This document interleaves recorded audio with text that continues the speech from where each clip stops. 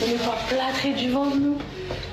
Choquant et honteux, ils sont suivis par un public qui est très jeune, ça les incite à faire ça. Et en fait, le problème, c'est qu'il n'y a aucune certitude sur l'efficacité et il y a même des médecins qui disent que ça pourrait être cancérigène.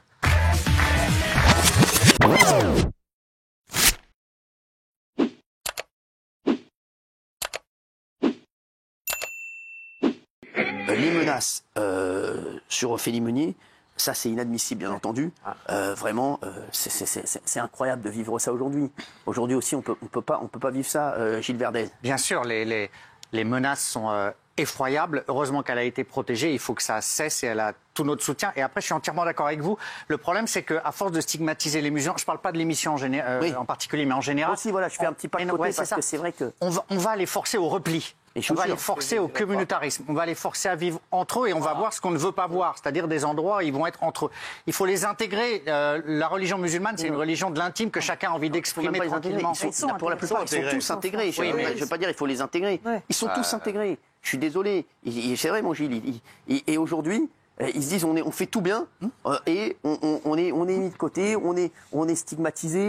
Aujourd'hui, les journalistes, ils sont menacés dans les dictatures, dans les pays autoritaires. Et donc, ça n'est pas normal qu'en France, des journalistes soient menacés. Ça, c'est le premier point. Et ensuite, parler de l'islam radical, est-ce que c'est dangereux aujourd'hui? Je pense que c'est un sujet qui peut être compliqué. Ouais. Cette polémique, elle fait aussi lier les autres polémiques qu'il y a eu sur ce reportage, à savoir qu'il était à charge et que voilà, il y avait des méthodes qui n'étaient pas très journalistiques pour sa fabrication. Ouais, mais c'est pas une raison pour. Non, évidemment, mais faut jamais justifier les menaces. Voilà, mais je trouve qu'il y a une récupération politique qui peut prêter à des clichés, des amalgames qui sont pas très joyeux. Voilà, c'est tout. Moi, je vais proposer un documentaire assez vite. Je sais pas si vous me comprenez pas. Je vous le dis, moi aussi, je vais essayer de faire un reportage aussi, je vous dis, sur beaucoup de musulmans qui en ont marre aussi d'être stigmatisés, et qui travaillent normalement, qui font tout bien et qui se retrouvent un petit peu mis de côté. Ça aussi, j'ai essayé de faire un doc là-dessus, dans le cadre d'un Balance ton poste, sur un autre angle, parce que c'est vrai que ça, on n'en voit jamais des docs comme ça. Alors, je m'en veux aussi parce qu'on l'a jamais proposé à la chaîne. J'ai eu l'idée tout à l'heure en voyant tout ce qui se passait, et on va le faire, et on fera un BTP spécial que j'animerai là-dessus, je vous dis, parce que c'est vrai que c'est important aussi de voilà, parce que aujourd'hui, ça, c'est inadmissible ce qui arrive à Ophélie. Et c'est vrai qu'aujourd'hui, je vous dis, les musulmans, ils ont de plus en plus de mal à vivre en France normalement. Oui, je pense qu'il faut quand même mesurer la violence et la portée médiatique de ce genre de documentaires qui sont clairement à charge envers des millions de personnes qui se sentent visées. Et donc, ce genre de documentaire va contribuer encore à leur isolement. Voilà, parce que vous disiez tout à l'heure, Cyril. Non, mais c'est aussi bien. Je suis désolé, c'est un reportage à charge. Il y a plein de. Non, il n'y a pas. Alors, je vais vous dire, il y a la direction d'M6 qui m'écrit en direct. Le son interdit ne stigmatisait aucunement les musulmans, mais uniquement l'islam radical. Les principaux témoins qui s'exprimaient sur le sujet étaient eux-mêmes musulmans et ils sont aussi menacés aujourd'hui. Vous entendez, voilà ce que nous dit. C'est important. Merci à M6 en tout cas de répondre. Oui. La différence quand les gens d'M6 ils t'appellent et disent oui, c'était sur l'islam radical. La différence, c'est que les gens ne font pas la différence entre l'islam radical et l'islam. Il y a 4 millions de musulmans en France, plus de 4 millions. Il y en a 90 000 qui sont, ils avaient dit peut-être radicalisés, et 4 000 qui sont vraiment durs. Vous croyez vraiment que les 4 millions, ils foutent le bordel partout en France, comme c'est dit dans le reportage? Moi, je pense pas. Il y a eu les pères des musulmans qui sont venus ici aussi. Moi, mon père, il est venu en France pour travailler, il n'est pas venu pour foutre le bordel. Moi, je suis pas venu pour foutre le bordel. Il y a plein de gens qui vont travailler le matin, qui partent le matin, qui rentrent le soir, uniquement pour être bien, pour vivre en paix, pour vivre leur religion en paix, et à mettre des reportages comme ça, comme a dit Gilles tout à l'heure, et comme j'avais dit l'autre fois, ça va faire qu'ils vont rester entre eux de plus en plus et ils vont croire qu'ils sont détestés par tout le monde. C'est ça qu'on est en train de faire. Après, quand même responsable des menaces de mort. Non, mais c'est vrai. Non, mais il faut pas. Voilà, elle a raison, Géraldine. Non, mais qui condamne pas? Mais elles viennent de qui, les menaces de mort? Elles viennent pas d'un mec qui va travailler tous les matins et qui fait sa religion calmement. Elles viennent justement de quelqu'un qui est pas content parce qu'on a parlé d'islam radical. Mais si, moi j'ai mes potes qui m'ont dit, mes potes ils me disent, nous ce qu'on veut c'est être en paix. Nos parents on les a traités de bougnoules, on les a traités de crouilles, ils ont baissé la tête. Nous on veut pas baisser la tête, on veut juste vivre normalement. C'est tout, c'est pas compliqué à comprendre. J'aime bien Sarah, très sympathique. Et voilà, c'est une nouvelle technique qui vient de Colombie. Elle consiste à envelopper les parties du corps où il y a du gras en grande partie, comme par exemple le ventre, les bras, les jambes, mais c'est plutôt galère. Ça permettrait d'atténuer la cellulite, les vergetures et de modeler le corps en déplaçant les graisses. Alors tout le monde en parle de cette technique qui fait peur, la yésothérapie. Regardez. Je pensais que je rigole quand j'ai dit que j'étais en train de me plâtrer.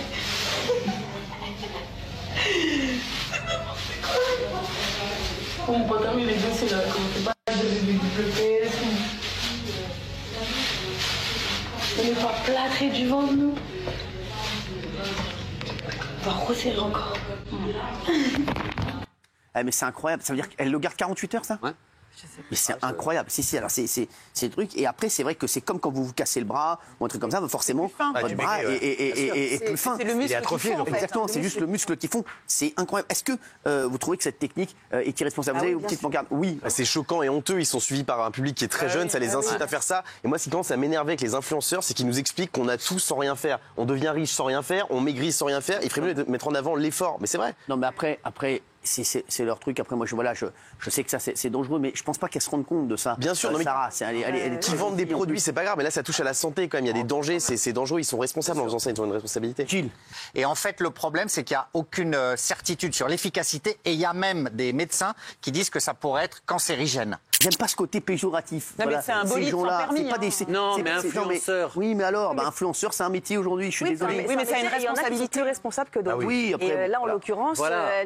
franchement, à partir du moment où ça touche le corps, la Bien modélisation, sûr, enfin, le bien modèle du sûr. corps, la restructuration, la santé, le paramédical, ça devrait être totalement encadré. C'est-à-dire qu'on ne devrait pas avoir le droit d'être sur Instagram ou Snapchat ou autre sur des sujets qui sont tels que le médical, le paramédical, la santé. Ça devrait être totalement interdit et il devrait y avoir une législation là-dessus. Après, on fait ce qu'on veut, si on veut vendre un pull, je ne sais pas quoi. Mais en revanche, sur le médical et le paramédical, ça devrait être totalement encadré. Et là, ce qu'elle fait là, quand elle dit, quand tu dis qu'elle ne se rend pas compte de ce qu'elle fait, mais si elle se rend Bien compte sûr qu'elle de se la rend puissance compte. des réseaux sociaux, Évidemment, hein. puisqu'elle était venue justement ici pour une histoire qui l'avait foutue dans la merde avec les réseaux sociaux. bien sûr. Donc Ils en elle sait très jouent, bien hein. la puissance qu'elle a. Elle sait très bien qu'elle peut parler à des jeunes.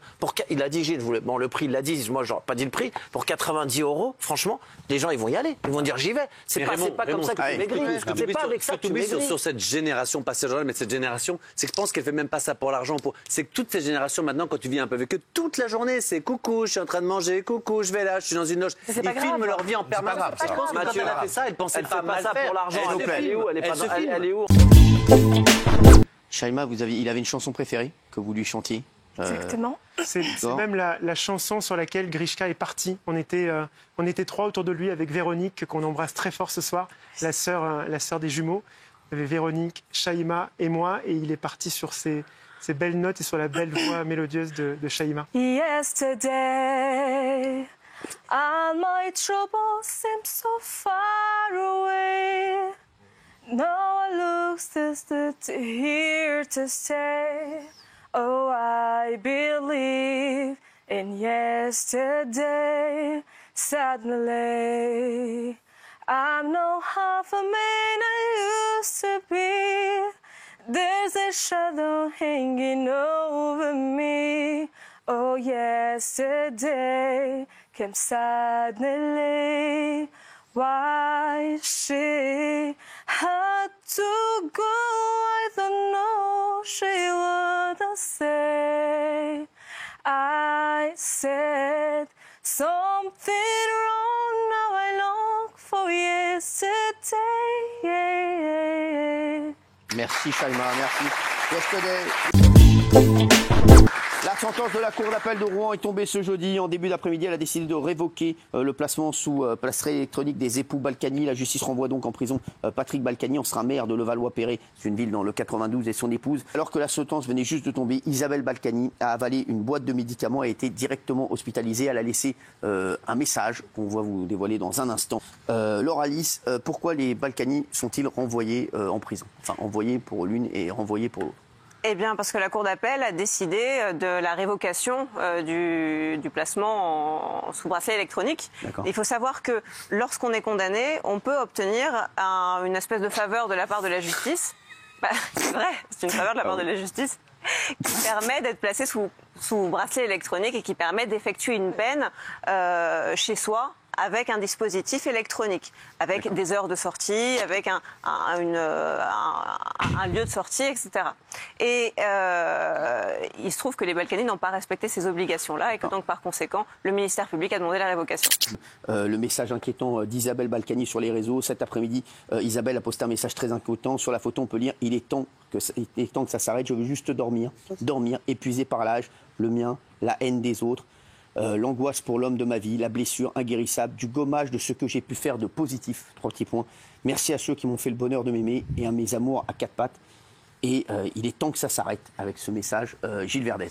C'est très inquiétant parce qu'elle avait déjà fait une tentative de suicide. Donc là, Patrick Balkany a appelé le SAMU immédiatement qui est intervenu. Elle a été hospitalisée. C'est vrai qu'on a peur pour elle. C'est vrai que ça a sonné 100 fois. Mais eux disent pourquoi notre bracelet sonne?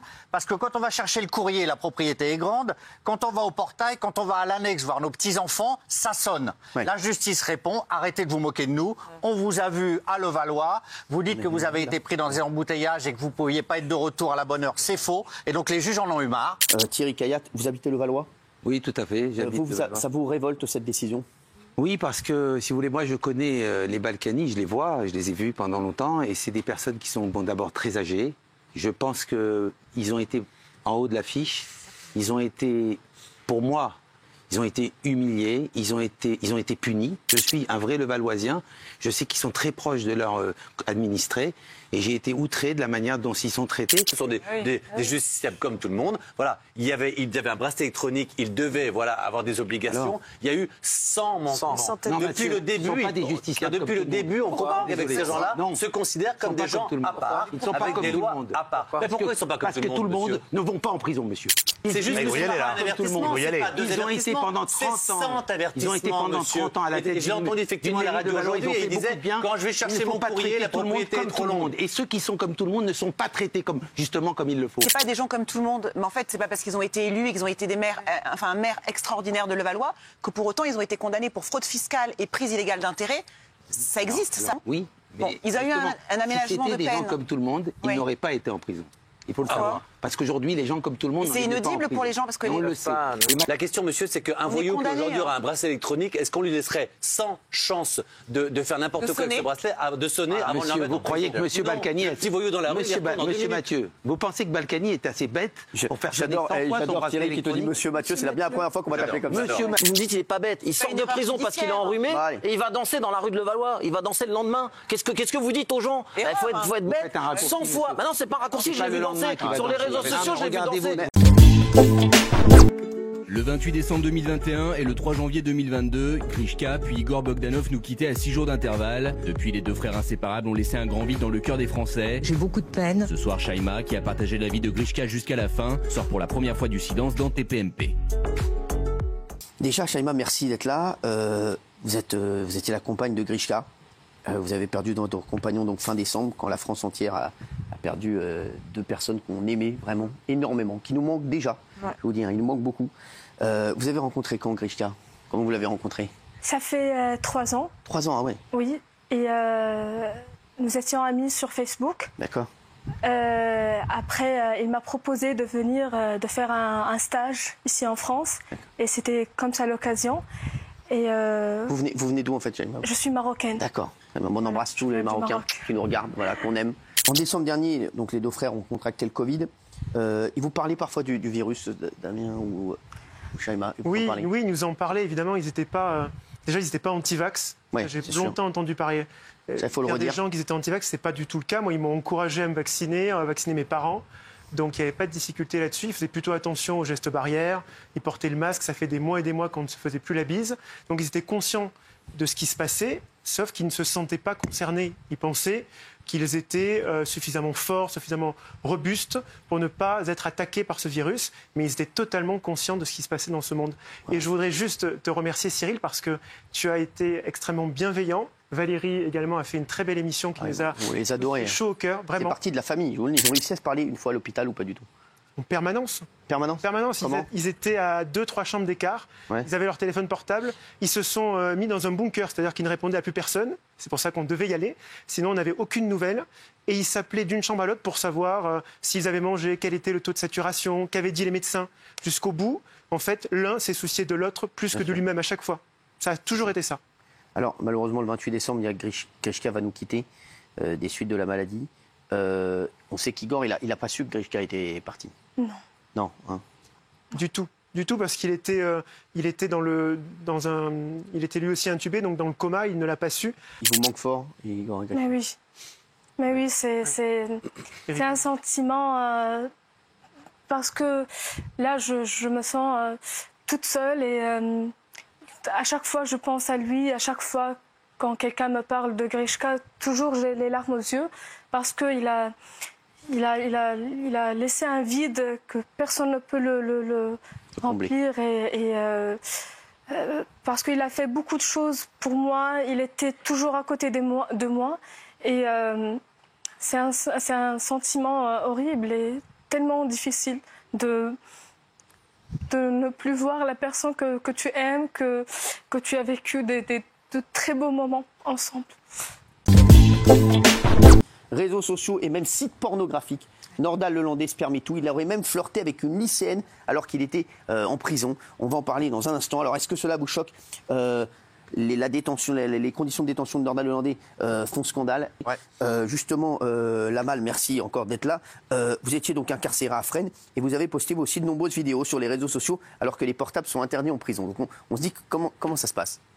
En fait, c'est simple. Hein. Moi, j'ai commencé par faire des vidéos Snap. Pourquoi vous étiez, sans vos indiscrétions, vous pouvez me le dire? Trafic de stupéfiants. D'accord. Ouais. Et en vrai, j'ai commencé par faire des vidéos Snap pour montrer en fait mon quotidien. D'accord.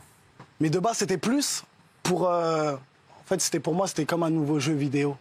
En fait, je venais de découvrir Snap. Et en fait, j'y ai pris goût. Mais les gens, ce qu'ils se disent, Namal, c'est comment on peut se procurer un téléphone en prison. Voilà, parce que c'est vrai que tout le monde on va pas. C'est un secret de polichinelle, tout le monde en a. Voilà, c'est vrai. Comme j'ai dit sur FM TV, 99% des détenus bien sûr. ont des téléphones portables en prison, on va pas se mentir. Effectivement, on a une administration pénitentiaire qui, au regard de la politique carcérale qui est menée, des orientations qui peuvent être prises, effectivement, on peut laisser penser qu'on achète la paix sociale et ce qui n'est pas faux du tout.